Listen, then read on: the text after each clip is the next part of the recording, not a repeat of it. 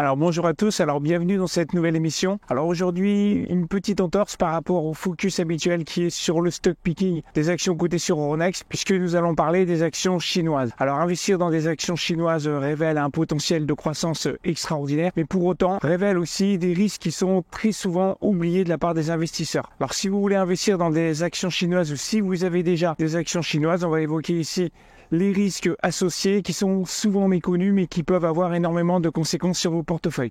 Voilà, je vous retrouve tout de suite de l'autre côté pour vous partager tout ça. À tout de suite.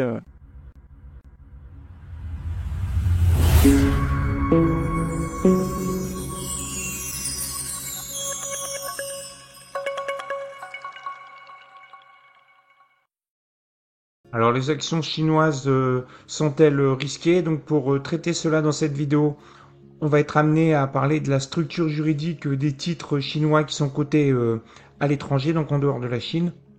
On prendra des articles du Financial Times, des articles d'entités juridiques, de fonds US, etc. Et on fera une synthèse avec les enseignements que l'on peut tirer. Alors pour pouvoir bien comprendre des risques lorsque vous achetez des sociétés chinoises, par exemple sur la bourse de New York, il faut revenir sur la structure juridique de ces sociétés, puisque les titres chinois qui sont cotés à l'étranger, donc comme aux USA par exemple, ils sont vraiment très particuliers. Si je prends par exemple la société Alibaba, donc quand elle se fait coter aux USA, en fait elle a une structure qui s'appelle VIE, donc en français ça veut dire entité à intérêt variable. Et ce qu'on va voir dans cette vidéo, c'est la définition des VIE. En fin de compte, c'est quoi les VIE? Quel est l'intérêt d'avoir une VIE? Pourquoi est-ce que Alibaba, par exemple, elle est cotée sous forme de VIE? Pourquoi Tencent l'est aussi comme ça? Quels sont les risques associés à ces structures? Alors pour avoir une définition de ce que c'est qu'une VIE, j'ai pris un papier que j'ai trouvé de octobre 2011 qui date un peu, mais la structure VIE n'a pas changé. Donc a été fait par l'un des plus grands cabinets d'avocats au monde. Et ils expliquent ce que c'est que la structure VIE. Donc en gros, ça se résume à ce schéma. Ce qu'il faut comprendre, c'est qu'il y a deux parties en fait dans les structures VIE. Vous avez ici la partie qui s'appelle onshore. Donc là, vous avez l'entité juridique chinoise qui a une activité économique et qui ressemble beaucoup, en fin de compte, aux actions qu'on peut avoir de droit européen ou de droit américain. Donc ici, vous avez les actifs de la société, vous avez les stocks, vous avez la trésorerie, etc.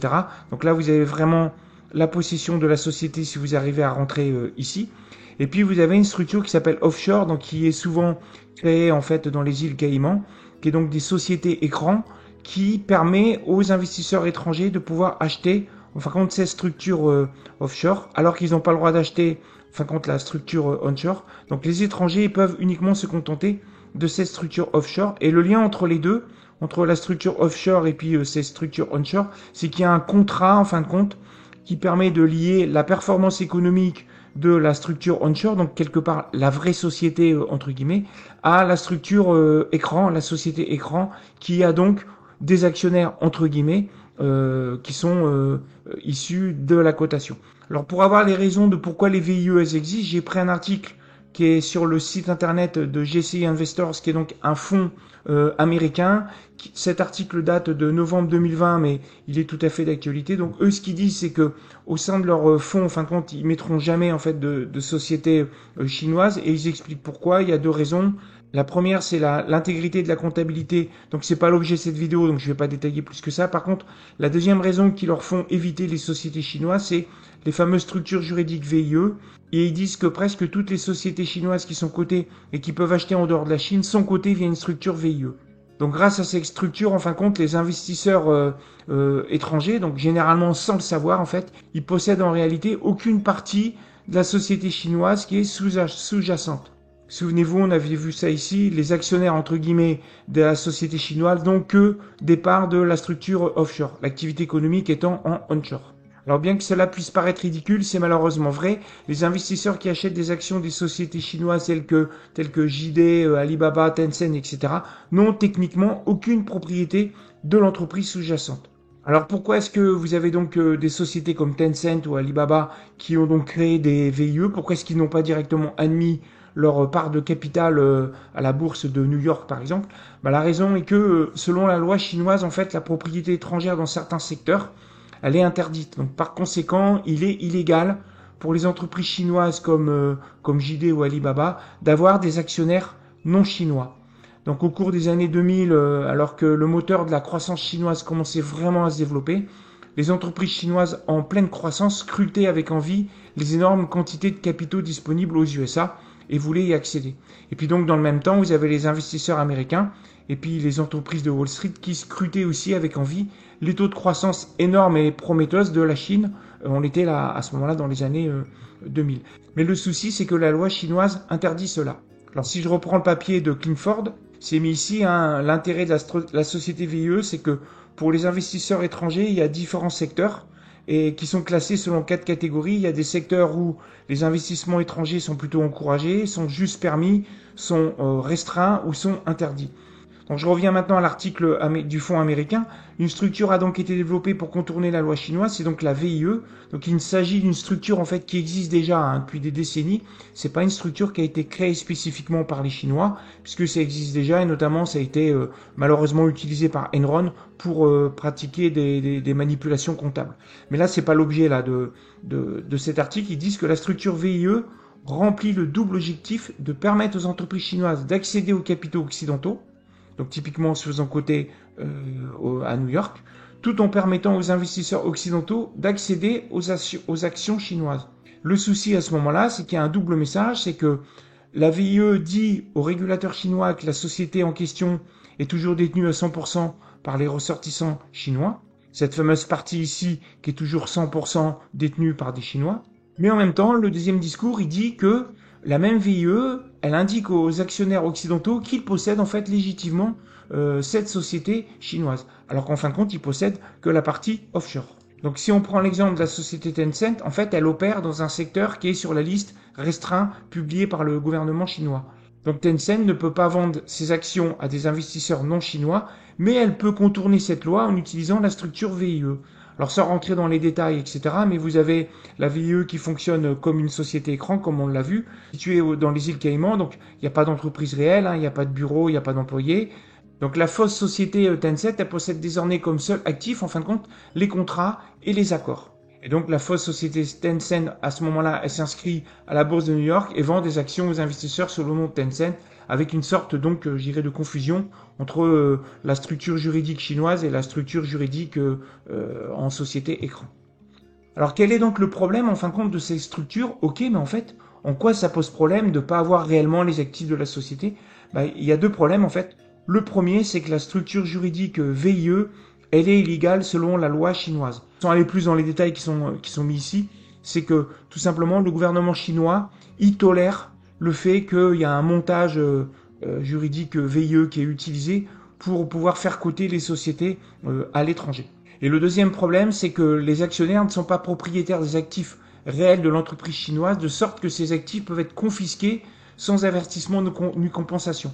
Ils ont fait un rappel historique en fait, c'est que Alipay dans Ant Group a grandi au sein d'Alibaba. Elle était devenue en fait la plus grande société de traitement de paiement en Chine, où vous avez imaginez Visa, Mastercard, PayPal et Stripe qui sont réunis, et donc c'était une très grosse partie de la valeur ajoutée du groupe en fin de compte Alibaba. Ce qui s'est passé, c'est qu'il y a quelques années, en 2011, il y a Alipay qui a été quelque part volé aux investisseurs américains et européens par la structure VIE, puisque le fondateur PDG Jack Ma a transféré unilatéralement 100% de la propriété Alipay à une autre société contrôlée par lui-même.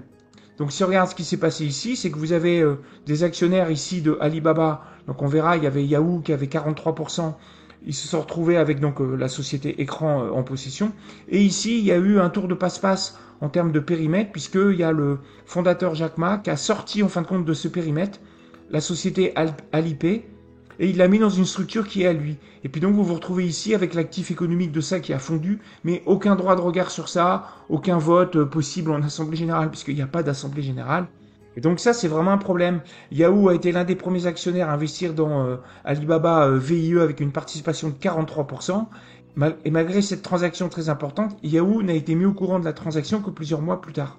Lorsqu'ils ont découvert ce qui s'est passé, ils ont bien sûr été scandalisés et ils ont engagé des poursuites judiciaires Alors j'ai retrouvé un article sur l'usine Nouvelle qui date effectivement de 2011 où Yahoo a été évincé d'Alibaba à Alipay et le titre chutait puisque le titre Yahoo qui chutait de près de 7% vendredi à l'approche de la mi-séance de Wall Street alors que le portail internet a dit qu'Alibaba avait réorganisé le capital d'Alipay, donc un groupe de systèmes de paiement en ligne sans qu'ils en soient informés.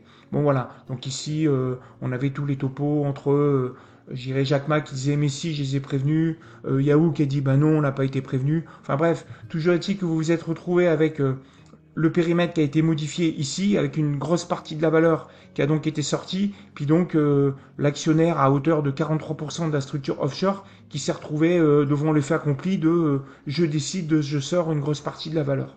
Alors pourquoi est-ce que malgré ça, en fin de compte, malgré l'existence des VIE, malgré l'histoire qu'on a vue en 2011, il y a toujours ces milliards en fait de dollars qui sont investis dans des VIE. En fin de compte, il y a plusieurs explications qui sont données par le fonds américain. C'est que premièrement, c'est un investissement passif. Donc les plus gros gestionnaires d'actifs qui contrôlent la part des actifs au monde sont passifs. Donc en fin de compte, ils investissent en disant qu'ils vont prendre en fait la société chinoise sans faire forcément bien leur devoir et de comprendre qu'ils ont plutôt des fausses entreprises, entre guillemets, ou plutôt des sociétés écrans. Le deuxième point, c'est que les régulateurs, genre la SEC aux USA, la FCA au Royaume-Uni ou le SMA en Europe, ils n'ont pas réussi à protéger l'intégrité des marchés et de l'investisseur final. Il y a toujours ces structures, en fin de compte, VIE qui existent avec des centaines de milliards de dollars qui ont été investis dedans et ça cote toujours là en 2024 à l'heure où je tourne cette vidéo avec toujours ce flou juridique sur la détention plus ou moins tolérée du gouvernement chinois. Le troisième point, c'est que les normes comptables, elles ont aussi aggravé le problème puisque les normes comptables américaines type GAAP ou FRS, en fait, les VIE sont autorisés à consolider les actifs financiers de leurs homologues nationaux, donc la vraie entité économique, elle est complètement consolidée dans la société écran. Donc si bien que vous avez un investisseur potentiel qui recherche des actions, qui bien sûr sont en VIE, il voit le bilan, le compte de résultat de la véritable Alibaba. Donc il y a une confusion dans la présentation des comptes entre la structure offshore et puis la vraie structure juridique qui est interdite aux investisseurs étrangers par les lois chinoises. Après, je suis tombé sur un article du Financial Times qui date de octobre 2019. Alors pourquoi octobre 2019? Parce que c'était au moment où il y avait l'administration Trump qui commençait à mettre du dur envers la Chine et donc apparaissaient des rumeurs dans les marchés que et si l'option nucléaire de la Chine c'était pas tout simplement d'aller interdire les VIE, ce qui fait que vous avez des centaines de milliards en fait de valorisation boursière qui sont cotés à la bourse de New York, qui pourraient valoir beaucoup moins, voire potentiellement zéro, ou certaines sociétés spécifiquement visées. D'où le titre, l'option nucléaire de la Chine, ça serait d'aller taper là-dedans. Donc le Financial Times rappelle tout un topo sur la particularité propre à la Chine, appelée structure VIE. Et là, il redonne aussi un exemple où ça s'est mal passé. C'était en 2011, vous avez une société, en fin de compte, Baoxin Steel, qui a voulu lever 38 millions de dollars en s'introduisant au Nasdaq via une société donc aux îles Caïmans qui s'appelait Buddha Steel.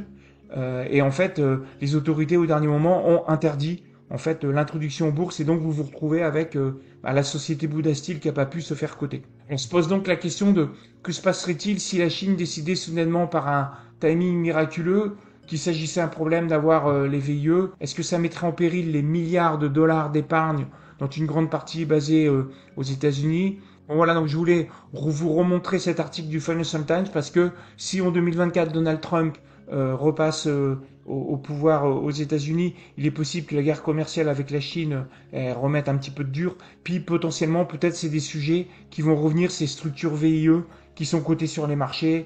Est-ce que c'est bien, est-ce que c'est pas bien, est-ce que les Chinois vont pas dire finalement on retire telle société ou pas, etc., etc. Alors donc en synthèse, ce qu'on peut dire, c'est que donc les actions dites chinoises qui sont cotées à l'étranger sont des VIE, donc on possède pas du tout l'actif économique. Et il y a le gouvernement chinois qui a la main pour ajuster plus ou moins le flou associé, sachant que strictement c'est interdit, mais pour autant vous avez énormément de centaines de milliards qui sont sous ces structures juridiques de VIE. Alors mon avis perso, moi, c'est que je pense pas que toutes les VIE seront un jour interdites d'un coup. Par contre, ponctuellement, on peut avoir un risque qui peut exister sur telle société. Souvenez-vous de ce qui s'est passé pour Alipay avec Alibaba, où une partie de l'actif il a été détourné pour être sorti. Donc ça, si ça arrive sur une société qui est donc sous VIE, vous vous retrouvez vous être investi dans la VIE, puis quelque part la valeur vous passe sous le nez, puis vous pouvez quasiment rien faire. Dans des structures juridiques classiques, je dirais de droit intègre sur l'actif, en fait, ça doit passer par une validation avec un vote des actionnaires, etc., etc. Bon là, il n'y a pas de vote puisqu'il n'y a pas d'actionnaires strictement. Bon voilà, j'ai fini avec cette vidéo, donc j'espère qu'elle a pu vous éclairer sur les risques potentiels sur les actions entre guillemets chinoises qui sont cotées à l'étranger. Et pour ceux qui veulent aller plus loin, vous pouvez vous inscrire à ma newsletter, qui est donc une newsletter dédiée à la bourse, dédiée au stock picking, manière à recevoir 2 bonus. Le premier, c'est 30 minutes de cours gratuits sur la lecture des états financiers. Et le deuxième, c'est mes dernières analyses de sociétés qui sont cotées essentiellement sur Euronext. Voilà, sur ce, je vous dis donc à bientôt, prenez soin de vous, ciao.